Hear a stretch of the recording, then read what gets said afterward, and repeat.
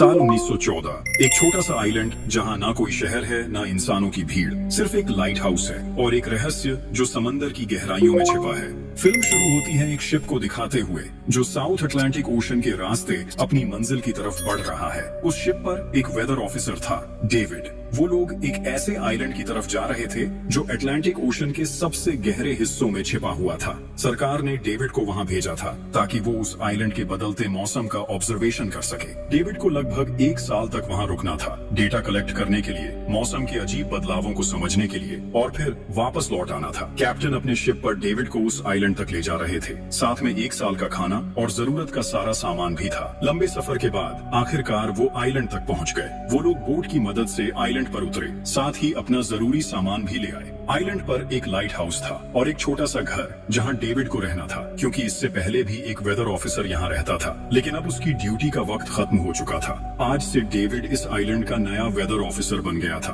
और पुराना officer Robert अब कैप्टन एक्सेल के शिप में घर लौटने वाला था। लेकिन उस घर में जाकर वो लोग हैरान रह गए। किसी भी इंसान का नामो निशान नहीं था। रूम के अंदर फर्नीचर बिखरे हुए थे, सब कुछ उल्टा पुल्टा था। शायद लाइट हाउस में कोई हो सकता है। कैप्टन और डेविड बिना वक्त गंवाए लाइट हाउस की तरफ बढ़ते हैं और वहाँ एक अजीब नजारा देखते हैं। पूरा लाइट हाउस तेज और नुकीले लकड़ों से घिरा हुआ था, जैसे किसी ने जानबूझकर उसे बंद कर दिया हो ताकि कोई भी अंदर न जा सके। कैप्टन और डेविड ने लाइट हाउस का गेट कई बार नॉक किया, लेकिन कोई रिस्पॉन्स नहीं मिला। आखिर में उन्होंने गेट को जोर से धक्का दिया और अंदर घुस गए। लाइट हाउस के बिल्कुल ऊपर उन्हें एक आदमी मिला जिसका नाम ग्रूनर था। वो लेटा हुआ था। जब उन्होंने ग्रूनर से पुराने वेदर ऑफिसर के बारे में पूछा तो उसने काफी बेपरवाही से जवाब दिया, वो मर गया है, कोई भयानक बीमारी थी उसे। कैप्टन ने जब उससे डेड बॉडी के बारे में पूछा तो उसका जवाब और भी ज्यादा अजीब था, शायद किसी ने मार दिया होगा। ग्रूनर की बातें सुनकर डेविड और कैप्टन दोनों चौंक गए। उन्हें लगा शायद ग्रूनर की मेंटल कंडीशन ठीक नहीं है,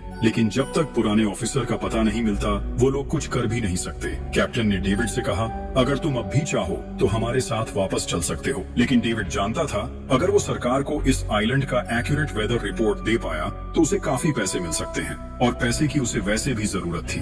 इसीलिए उसने तय किया कि वो यहीं रुकेगा। कैप्टन ने उसे एक गन दी प्रोटेक्शन के लिए। शायद ये जगह उतनी सेफ नहीं है जितनी दिखती है। कैप्टन के जाने के बाद डेविड ने घर को थोड़ा सेटल किया, रहने लायक बनाया। रूम के एक ड्रॉर में उसे एक डायरी मिली पुराने ऑफिसर की। उस ऑफिसर ने 1913 में इस आइलैंड पर कदम रखा था। डायरी में आइलैंड के बारे में बहुत कुछ लिखा था, लेकिन सब कुछ साफ नहीं था। कुछ बातें अधूरी थी। डेविड हर लाइन को ध्यान से पढ़ता गया। डायरी में कुछ अजीब तरह के जानवरों के स्केचेस भी बने थे। डेविड को समझ नहीं आया उसने ऐसी तस्वीरें क्यों बनाई थी। शायद वो अकेला था और टाइम पास के लिए ऐसा किया होगा। डायरी के एक पेज पर उसकी वाइफ की फोटो भी लगी थी। डेविड वो डायरी पढ़ते पढ़ते थक गया और धीरे धीरे उसकी आंख लग गई। अगली सुबह डेविड ने अपना काम शुरू कर दिया, लेकिन समुद्र के पास पहुंचते ही उसके कदम रुक गए। चट्टानों के बीच कुछ पत्थर अजीब तरीके से सजाए गए थे और उनके बीच कुछ सी शेल्स भी रखे थे, अजीब पैटर्न में। डेविड ने सोचा शायद ये सब ग्रूनर ने किया हो। ये सोचकर वो दोबारा अपने काम में लग गया। मौसम का डेटा कलेक्ट करना, वही काम जिसके लिए वो यहाँ आया था। काम के दौरान जब उसने बाइनोक्यूलर से लाइट हाउस की तरफ देखा तो उसे ग्रूनर के साथ एक और इंसान दिखा, लेकिन फिर उसने सोचा शायद उसका वहम हो। रात हो चुकी थी और डेविड अपने काम में बिजी था। तभी दरवाजे पर नॉक हुआ। उसने सोचा शायद ये ग्रूनर है। डेविड ने उसका नाम पुकारा, लेकिन कोई जवाब नहीं मिला। हाथ में लैंप लेकर जैसे ही डेविड आगे बढ़ा, उसके कानों में कुछ अजीब सी आवाजें गूंजने लगी और फिर उसने देखा गेट के नीचे से किसी अजीबोगरीब प्राणी का हाथ अंदर आने की कोशिश कर रहा था। वो हाथ इंसानी नहीं था। डेविड का दिल दहशत से भर गया। वो तुरंत बेसमेंट की तरफ भागा और वहां जाकर छुप गया। कुछ ही देर में वो रहस्यमयी क्रीचर घर के अंदर घुस चुकी थी। वो छुप छुप के डेविड को ढूंढ रही थी। बेसमेंट की एक छोटी सी क्रैक से उस क्रीचर की भयानक आंखें डेविड को घूरने लगी। डेविड ने एक छुरी उठाई और जैसे ही वो आंखें उस क्रैक के सामने आईं, उसने पूरी ताकत से छुरी घुसा दी। वो क्रीचर चीख के भाग गई, लेकिन वो कभी भी वापस आ सकती थी। डेविड ने बेसमेंट का गेट मजबूती से बंद किया, रस्सी से कस के बांधा और पूरी रात वहीं जागकर बिताई, दहशत के साए में। अगली सुबह जब डेविड घर से बाहर गया तो उसने रेत पर कुछ निशान देखे, पैरों के निशान, पर इंसान जैसे नहीं थे। बिल्कुल साफ था ये किसी इंसान का काम नहीं था। वो निशान सीधे समुंदर की तरफ जाकर खत्म हो गए थे। अब डेविड को सब समझ आ गया था क्यों ग्रूनर ने लाइट हाउस के चारों ओर नुकीले लकड़े लगाए थे, शायद उसी अजीब क्रीचर के लिए। और अब डेविड जान गया ये घर उसके लिए बिल्कुल भी सेफ नहीं है। शायद वो क्रीचर आज रात फिर से लौट कर आएगा। डर के मारे डेविड लाइट हाउस की तरफ दौड़ता है। ग्रूनर को चिल्लाकर कहता है, गेट खोलो, मुझे अंदर आना है। लेकिन ग्रूनर उसे अंदर नहीं आने देता और कहता है, तुझे तो उस शिप के साथ लौट जाना चाहिए था। डेविड निराश होकर वापस लौटता है, लेकिन अब उसे अपना घर सुरक्षित बनाना होगा। उसने घर की हर एक विंडो को लकड़ी से बंद कर दिया, हर तरफ नुकीले लकड़ों से घेरा बनाया और गेट के बाहर पुराने कागज और किताबें रखी। फिर उन पे तेल छिड़क दिया ताकि अगर वो क्रीचर वापस आए तो उसे आग से डरा के भगाया जा सके। लेकिन एक बात थी जो डेविड अब तक नहीं जानता था, और ये बात उसे आज रात पता चलने वाली थी। किस्मत से उसे घर के अंदर एक पुराना बॉक्स मिला। उस बॉक्स में एक गन थी और बहुत सारी बुलेट्स। ये देखकर उसे थोड़ी हिम्मत मिली, लेकिन डर अब भी जिंदा था। जैसे जैसे सूरज ढलने लगा, रात का अंधेरा हर तरफ छा गया। डेविड गन हाथ में लिए घर के एक कोने में चुपचाप बैठा था। उसकी सांसें तेज थीं। तभी एक अजीब आवाज सुनाई दी, और जब डेविड ने खिड़की की तरफ कदम बढ़ाया तो जैसे उसके पैरों के नीचे से जमीन ही खिसक गई। सिर्फ एक नहीं, पानी में से कई सारी वही अजीबोगरीब क्रीचर्स उठती हुई नजर आईं, और सब उसके घर की तरफ बढ़ रही थीं। कुछ ही देर में वो गेट को तोड़ने की कोशिश करने लगे। डेविड ने तुरंत गोलियां चलानी शुरू की। कुछ क्रीचर्स गिर गए, लेकिन बाकी और भी ज्यादा हिंसक हो गए। वो अब घर के अंदर घुसने की कोशिश कर रहे थे। जैसे जैसे उनकी तादाद बढ़ने लगी, डेविड ने बिना वक्त गंवाए गेट के बाहर रखे कागजों और पुरानी किताबों को आग लगा दी। आग देखकर वो क्रीचर्स डर के मारे वापस समुद्र में लौट गए। लेकिन अब वही आग डेविड के घर तक पहुंच चुकी थी। घर में आग लग चुकी थी, और क्योंकि पूरा घर लकड़ी का बना था, आग बिजली की तरह फैल गई। डेविड ने तुरंत एक चादर में लपेटकर खुद को बचाया, गेट तोड़कर बाहर निकला और लाइट हाउस के पास एक बड़े पत्थर के पीछे छुप गया। उसका दायां हाथ बुरी तरह जल चुका था। किस्मत से उसी वक्त बारिश शुरू हो गई। आग धीरे धीरे बुझने लगी, लेकिन पूरी रात की बारिश के बाद भी सुबह तक डेविड अपना घर नहीं बचा पाया। पूरा घर जलकर लगभग राख हो चुका था। अब अगर डेविड को जिंदा रहना है तो उसे लाइट हाउस में पनाह लेनी होगी। उसने अपनी राइफल उठाई और लाइट हाउस के पास के पत्थरों के बीच छुप गया। जब ग्रूनर पानी भरने के लिए लाइट हाउस से बाहर निकला तो डेविड उसके पीछे पीछे चल दिया। इरादा था उसे गन पॉइंट पर ले जाकर लाइट हाउस के अंदर घुसने का, लेकिन अचानक जब ग्रूनर ने उस पर गन तानी, तभी एक अजीब सा क्रीचर जो ग्रूनर के पास ही था उस पर हमला कर दिया। वो क्रीचर ग्रूनर का रक्षक था। ग्रूनर ने तुरंत डेविड को रोका और कहा, ये मेरा पालतू है। डेविड ने गोली नहीं चलाई, लेकिन एक शर्त रखी, अगर जिंदा रहना है तो लाइट हाउस में रहने दिया जाए। उसके पास 1 साल के लिए काफी गन पाउडर था और इतना खाना भी था कि दोनों बच सके। ग्रूनर कुछ देर चुप रहा, फिर धीरे से हाँ कर दी। शाम होने से पहले दोनों बचा हुआ खाना लेकर लाइट हाउस लौट आए। अगली सुबह वो क्रीचर चुपचाप डेविड का हाथ चाट रहा था, जबकि डेविड गहरी नींद में था, और कुछ ही देर में उसका हाथ काफी हद तक ठीक हो गया। ये सब डेविड के लिए एक शौक था, लेकिन जो आंखों के सामने हो रहा था उस पर यकीन करना मुश्किल था। लाइट हाउस के टॉप पर डेविड ने देखा ग्रूनर उन बुलेट्स को काउंट कर रहा था जो उन्हें गन से मिली थी, और वो क्रीचर अपने तरीके से ग्रूनर की मदद भी कर रहा था। इसका मतलब ये था कि ये जानवर वायलेंट नहीं है। डेविड अब ग्रूनर से उसके बारे में और जानना चाहता था, और फिर ये सब दुनिया के सामने लाना चाहता था, क्योंकि ये किसी मिरेकल से कम नहीं था। एक अजीब सी फीमेल क्रीचर समंदर के गहरे अंधेरों से उनके सामने थी। अगर इस क्रीचर का सच दुनिया के सामने आता तो डेविड और ग्रूनर दोनों दुनिया भर में मशहूर हो जाते। लेकिन ग्रूनर को ये सब नहीं चाहिए। वो इस आइलैंड से कहीं नहीं जाना चाहता। ग्रूनर के पास कोई अपना नहीं था। उसके हिसाब से सोसाइटी में कोई भी अकेला नहीं रह सकता। हर किसी को किसी न किसी का गुलाम या नौकर बन के रहना पड़ता है। इसीलिए उसके लिए ये आइलैंड परफेक्ट था। ये जगह जहाँ वो अपने आप को एक किंग समझता था, अपनी मर्जी का मालिक। इसी वजह से उसने आइलैंड के कई हिस्सों में लिख दिया था, ग्रूनर इज किंग। लेकिन वो अजीब सी फीमेल क्रीचर उसकी पालतू कैसे बन गई? असल में एक बार ग्रूनर ने उसकी जान बचाई थी। वो गलती से अपने फिशिंग नेट में फंस गई थी। तब वो क्रीचर छोटी थी और उस दिन के बाद से ग्रूनर के साथ ही रह गई। उसकी हर बात माननी शुरू कर दी। लेकिन ग्रूनर एक गुस्से वाला इंसान था और उसने कभी भी उस क्रीचर के साथ इंसानियत से बिहेव नहीं किया। उसके साथ रेगुलर फिजिकल रिलेशन रखता था। एक बार उस क्रीचर ने ग्रूनर पर हमला भी किया और उसके बदले में ग्रूनर ने उसे सजा दी, एक ऐसी सजा जिसके बाद वो क्रीचर अपने आप को ग्रूनर की नौकरानी समझने लगी। शायद इसी वजह से हर रात वो क्रीचर्स समंदर से बाहर आते हैं उसे वापस ले जाने के लिए। लेकिन वो क्रीचर्स दिन के उजाले में अटैक नहीं कर सकते। खैर, डेविड अब यहाँ और नहीं रहना चाहता। वो किसी आने वाले शिप को सिग्नल भेजकर ये जगह छोड़ देना चाहता है, लेकिन ये काम इतना आसान नहीं था। ग्रूनर का कहना था कोई भी शिप इस आइलैंड तक नहीं आती, लेकिन डेविड उसकी बात पर विश्वास नहीं करता। उसे यहाँ रहना अब बिल्कुल भी अच्छा नहीं लग रहा। उसे यहाँ घुटन सी महसूस हो रही है। वो जल्दी से जल्दी ये जगह छोड़ना चाहता है। शाम होने लगी है। ग्रूनर उसे कहता है गन लेकर रेडी हो जा, क्योंकि वो क्रीचर्स कभी भी हमला कर सकते हैं। वो लाइट हाउस की लाइट ऑन करने के लिए तैयार हो जाते हैं और कुछ ही देर में समंदर से एक बड़ी तादाद में क्रीचर्स निकलकर बाहर आते हैं। वो लाइट हाउस की तरफ बढ़ते जा रहे हैं। ग्रूनर उन पर लगातार फायर करता जा रहा था, लेकिन डेविड पूरी तरह से डर गया था। वो लाइट हाउस के अंदर की तरफ पीछे हटने लगा।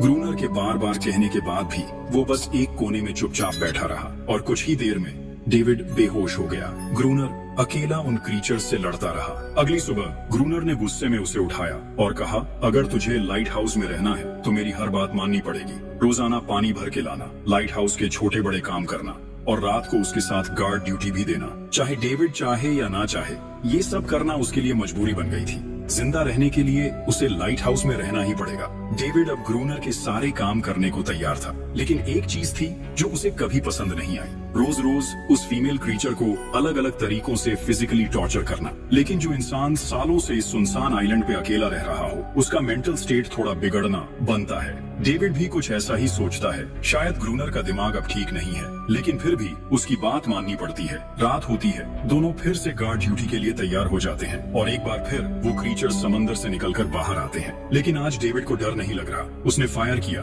पर आज ग्रूनर कुछ भी नहीं करता। वो डेविड को बाहर छोड़कर लाइट हाउस का गेट बंद कर देता है और खुद चुपचाप अंदर बैठ जाता है, ताकि डेविड खुद सीख सके कि इन क्रीचर्स से कैसे लड़ा जाता है, वरना वो लड़ते लड़ते मर जाएगा। डेविड चीख कर मदद मांगता है, लेकिन ग्रूनर उसकी मदद नहीं करता। इसी तरह लड़ते लड़ते वो रात कट जाती है और सुबह हो जाती है। सुबह ग्रूनर ने देखा डेविड लाइट हाउस के गेट के बाहर खून में लथपथ बैठा था। अब उसने सीख लिया था इन क्रीचर्स से कैसे लड़ना है। उसके अंदर का डर जा चुका था। इसी तरह वक्त गुजरता गया, रातों को उन क्रीचर्स से लड़ते हुए और दिन भर ग्रूनर के लाइट हाउस के काम संभालते हुए। ये आइलैंड अब उसके लिए एक बंद घर जैसा हो गया था। वो हर वक्त ये सोचता रहता कि कब ये जगह छोड़े, कब आजाद हो। समय के साथ साथ डेविड का उस फीमेल क्रीचर के साथ एक अजीब सी दोस्ती बन गई थी। डेविड को उसके लिए अब बुरा लगने लगा था। अब उसे समझ आया था कि अपने लोगों को छोड़कर अकेला रहना कितना मुश्किल होता है। शायद वो क्रीचर भी कुछ ऐसा ही महसूस करती थी।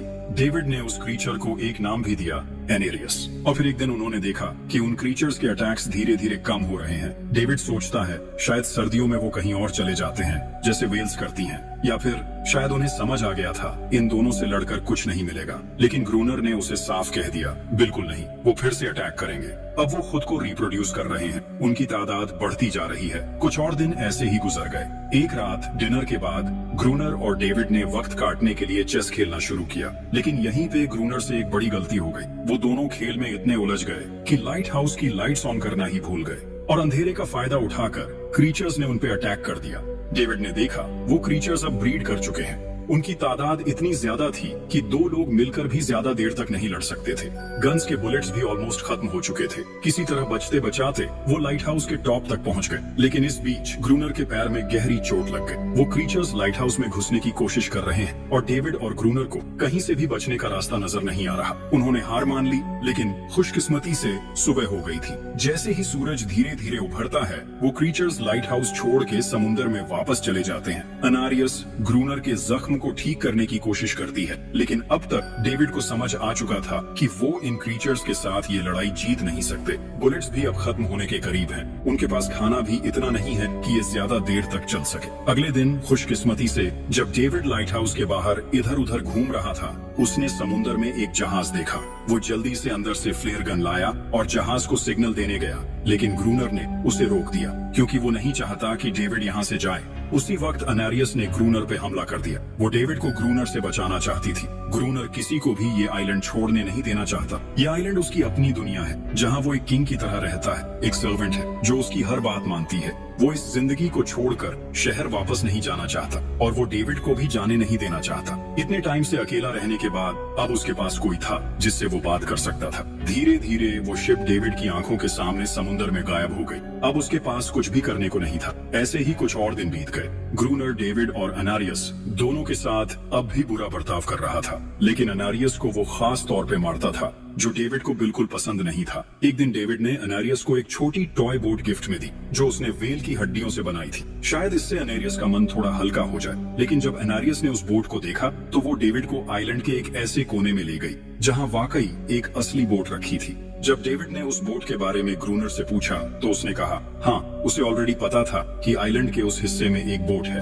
कुछ महीने पहले एक आर्म्स स्मगलिंग शिप जो बहुत सारा गोला बारूद ले जा रही थी, समुद्र में आई तूफान की वजह से इसी आइलैंड के पास डूब गई थी। कुछ लोग इस आइलैंड तक बोट के थ्रू जिंदा पहुंच गए थे, लेकिन सुबह होने से पहले उनमें से कोई भी जिंदा नहीं बचा। सभी उस क्रीचर का शिकार बन गए। ये सब सुनते ही डेविड के दिमाग में एक प्लान आया। उनके पास एक डाइविंग सूट जैसा कुछ था। अगर उनमें से कोई उस सूट को पहनकर समुद्र के उस हिस्से में डाइव करे तो हो सकता है उन्हें कोई बुलेट्स या डायनामाइट मिल जाए जिससे उन मॉन्स्टर्स से लड़ना आसान हो जाए। लेकिन ग्रूनर ने इस बात से सीधा मना कर दिया। वो उस समुद्र के पास भी नहीं जाना चाहता था, पर डेविड अपनी जान के खतरे पर भी ये काम करने को तैयार था। कुछ और दिन इसी तरह गुजर गए। डेविड और अनारियस के बीच एक गहरा कनेक्शन बनने लगा।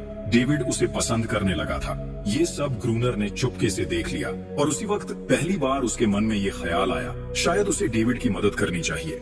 लेकिन ग्रूनर का असली इरादा कुछ और ही था। वो चाहता था कि डेविड उसकी मदद से समुद्र के नीचे रखे डायनामाइट के बॉक्सेस वापस सरफेस तक ले आए और उसके बाद उसे वही समुद्र में अकेला छोड़ दे ताकि वो क्रीचर्स उसे मार दें। इस तरह डायनामाइट भी उसके पास आ जाएगा और अनारियस फिर से उसकी गुलाम बनकर रह जाएगी। दोनों उस जगह पहुंच गए। डेविड ने डाइविंग सूट पहना और समुद्र के नीचे उतर गया। शिप पूरी तरह तबाह हो चुकी थी, लेकिन किस्मत अच्छी थी, उन्हें कुछ डायनामाइट के बॉक्सेस मिल गए। तभी अचानक सामने आ गए वो क्रीचर। डेविड घबरा गया और गिर पड़ा। आयरन डाइविंग सूट इतना भारी था कि वो हिल भी नहीं पा रहा था। वो ग्रूनर को ऊपर सिग्नल भी नहीं भेज पाया। ग्रूनर को लगा कि शायद वो क्रीचर्स डेविड को मार चुके हैं, लेकिन असल में वहाँ सिर्फ 2 छोटे बच्चे थे। डेविड ने पानी के नीचे प्रेशर बनाया और अपना डाइविंग सूट वहीं छोड़ दिया। वो सरफेस तक खुद तैर कर आ गया। उन्हें वहाँ कुछ पुरानी बॉक्सेस मिले जिनमें डायनामाइट थे। उन्होंने लाइट हाउस के आसपास 2 लेयर्स में डायनामाइट बिछा दिया ताकि जब अगला हमला हो तो वो मॉन्स्टर्स को एक ही बार में खत्म कर सके।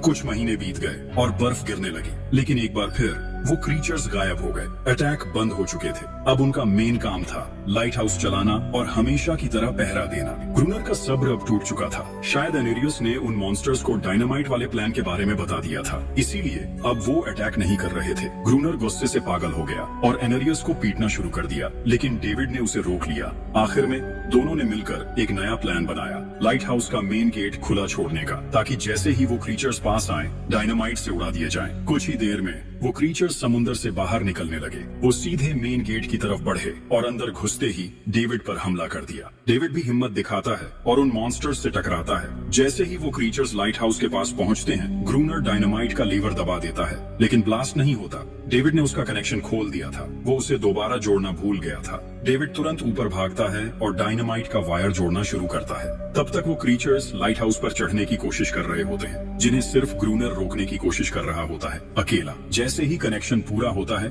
डेविड पहला लेयर उड़ा देता है। कई क्रीचर्स ब्लास्ट में खत्म हो जाते हैं, लेकिन अभी भी काफी मॉन्स्टर्स लाइट हाउस पर हमला करने के लिए रेडी होते हैं। इस वजह से ग्रूनर दूसरा लेयर भी ब्लास्ट कर देता है। दोनों इस भयानक धमाके में बेहोश हो जाते हैं। अगली सुबह जब दोनों होश में आए, एनरियस वहाँ नहीं थी। मरे हुए क्रीचर्स चारों तरफ बिखरे पड़े थे। ग्रूनर उन सबको मार रहा था जो जिंदा थे लेकिन जख्मी। तभी डेविड की नजर उनमें से एक के गले में लटके एक नेकलेस पर पड़ती है और उस मोमेंट पर डेविड को अपनी सबसे बड़ी गलती का एहसास होता है। जिन क्रीचर्स को वो अब तक वायलेंट समझते आए थे, वो भी इंसानों की तरह सिविलाइज थे, सिर्फ बोल नहीं सकते थे। शायद उनका लाइट हाउस पर हमला करना किसी वजह से था, लेकिन ग्रूनर के लिए ये सब बेकार बातें थी। उसके लिए वो इस आइलैंड का किंग था और हर किसी को उसका हुक्म मानना पड़ता था। उस दिन के बाद वो क्रीचर्स फिर कभी वैसे अटैक नहीं कर पाए, लेकिन हर दिन समुद्र के किनारे से एक रोती हुई आवाज आती थी। डेविड को अब तक नहीं पता था कि उन्होंने कितना बड़ा नुकसान कर दिया था, कितनी फैमिलीज टूट गईं, कितने बच्चों ने अपने लोग खो दिए, सिर्फ एक गलतफहमी की वजह से। अगले दिन डेविड ने समुद्र में उन क्रीचर्स के कुछ छोटे छोटे बच्चों को देखा, वो सब जिन्होंने अपने परिवार खो दिए थे। डेविड ने पत्थरों का एक गोल सर्कल बनाया और उसके बीच में वो छोटी टॉय बोट रख दी ताकि अनारियस वापस लौट आए। लेकिन कितना भी इंतजार किया, एनारियस कभी वापस नहीं आई। एक सुबह डेविड ने देखा ग्रूनर बेहोश पड़ा था। उसके आसपास कुछ पुरानी चीजें रखी थी। उनमें एक पुरानी तस्वीर भी थी और जैसे ही डेविड ने उस तस्वीर को देखा वो हैरान रह गया। वो लड़की जिसका फोटो उसने पहले दिन ग्रूनर की डायरी में देखा था वो कोई और नहीं उसकी पत्नी थी। ग्रूनर की एक वाइफ थी और वो इस लाइट हाउस का वेदर ऑफिसर था जो लगभग 1 साल पहले इस आइलैंड पर आया था। उसका असली नाम रॉबर्ट था लेकिन उसने अपना नाम बदल लिया था क्योंकि अब वो कभी ये आइलैंड छोड़ना नहीं चाहता था। ये सब देखकर डेविड ने भी ये उम्मीद छोड़ दी कि वो कभी इस आइलैंड से जा पाएगा। अगले दिन शाम को जब डेविड समुद्र के किनारे गया उसने देखा कि उस सर्कल में रखी छोटी बोट अब वहां नहीं थी, लेकिन उसी जगह पर उसने एक क्रीचर का छोटा सा बच्चा देखा जिसके हाथों में वो बोट थी। डेविड ने अपनी टॉर्च उस सर्कल के बीच में फेंक दी ताकि वो दिखाए कि उसका इरादा लड़ने का नहीं है, उसे किसी को चोट नहीं पहुंचानी, वो उनके साथ दोस्ती करना चाहता है। कुछ ही देर बाद समुद्र की लहरों से अनारियस निकलती है और उसके पीछे पूरा क्रीचर्स का ग्रुप भी समुद्र से उभर आता है। लेकिन इस बार कोई भी डेविड पर अटैक नहीं करता क्योंकि वो भी अब शांति चाहते हैं। उनका इरादा सिर्फ एक सेफ जगह पाने का था अपने बच्चों के लिए, जो हर एक जानवर करता है। उन्हें इस आइलैंड पे इंसानों की अचानक एंट्री बिल्कुल पसंद नहीं आई, इसलिए उन्होंने हर रात अटैक किया। लेकिन ये बात ग्रूनर को कौन समझाए, वो तो अब भी खुद को इस आइलैंड का किंग मानता है। ग्रूनर लाइट हाउस से बाहर आता है हाथ में बंदूक लेकर। डेविड उसे समझाने की कोशिश करता है ये क्रीचर्स लड़ना नहीं चाहते, ये शांति चाहते हैं, लेकिन ग्रूनर किसी की नहीं सुनता। वो अनारियस को चीख कर कहता है अंदर चली जाओ, लेकिन ये पहली बार था जब अनारियस ने उसकी बात नहीं मानी क्योंकि अब वो उसकी नौकरानी नहीं रही, अब वो सिर्फ एक माँ थी जो अपने बच्चों के लिए खड़ी थी। ग्रूनर अंदर से कमजोर महसूस करने लगता है क्योंकि अब कोई भी उसका हुक्म नहीं मान रहा था। गुस्से में उसने लाइट हाउस की तरफ कदम बढ़ाए। डेविड को लगा शायद ग्रूनर को अब समझ आ गया होगा कि हर एक जानवर आजादी चाहता है, कोई भी किसी का गुलाम बनकर नहीं जीना चाहता। लेकिन ग्रूनर समझदार इंसान नहीं था। जैसे ही वो लाइट हाउस पहुंचा उसने सिग्नल गन से एक फ्लेयर छोड़ी जो सीधा जाकर एक छोटे क्रीचर के बच्चे से टकरा गई। उस बच्चे की तुरंत मौत हो गई। सभी क्रीचर्स डर के मारे भाग गए और अनारियस ने भी डेविड पर से अपना पूरा भरोसा खो दिया। गुस्से से पागल डेविड तुरंत लाइट हाउस की तरफ भागता है और ग्रूनर से टकरा जाता है, उससे लड़ने लगता है। क्यों किया तूने ये सब? ये लोग तो बस शांति चाहते थे। लेकिन ग्रूनर इतना वायलेंट हो चुका था कि उसने डेविड को मारने का फैसला कर लिया। हाथ में एक्स लेकर जैसे ही वो डेविड पर वार करने जा रहा था, डेविड ने उसे उसके असली नाम से पुकारा, रॉबर्ट। ये सुनकर ग्रूनर एकदम रुक गया। असल में रॉबर्ट ऐसा इंसान कभी था ही नहीं। इस आइलैंड पर आने के बाद उसकी मेंटल स्टेट लगभग टूट चुकी थी। अकेलापन, अपनी वाइफ की मौत और गहरा डिप्रेशन, इन सब ने उसे ऐसा बना दिया था। वो असल में कोई किलर नहीं था, वो एक अच्छा इंसान था। वो क्रीचर्स कभी लड़ना नहीं चाहते थे, वो बस शांति चाहते थे। ग्रूनर ने उन्हें सिर्फ इसलिए मारा ताकि वो खुद को पावरफुल दिखा सके, और अब ग्रूनर को अपनी गलती का एहसास हो चुका था, इसलिए उसने खुद को उन क्रीचर्स के सामने सरेंडर कर दिया और कुछ ही पलों में उन्होंने उसे मार दिया। डेविड लाइट हाउस के अंदर खुद को लॉक कर लेता है। वक्त ऐसे ही बीतता चला जाता है और 1 साल बाद आइलैंड पर एक गवर्नमेंट ऑफिसर आता है, साथ में एक नया वेदर ऑफिसर भी होता है। डेविड को वहां से ले जाया गया और अब नए गवर्नमेंट ऑफिसर ने इस आइलैंड पर वेदर मॉनिटर करना शुरू किया। लेकिन उस ऑफिसर को लगा कि डेविड ही ग्रूनर है और डेविड ने भी उनकी इस गलतफहमी को ठीक नहीं किया। वो चुपचाप बैल्कनी पर गया और खड़ा हो गया बिना कुछ कहे, क्योंकि अब वो भी इस आइलैंड को छोड़ना नहीं चाहता था, बिल्कुल ग्रूनर की तरह। इसी दौरान एनारियस भी अपने परिवार के साथ खुश थी। अब उन्हें किसी ग्रूनर जैसे आदमी का डर नहीं था। अब वो आइलैंड पर भी और समुद्र में भी आजादी से जी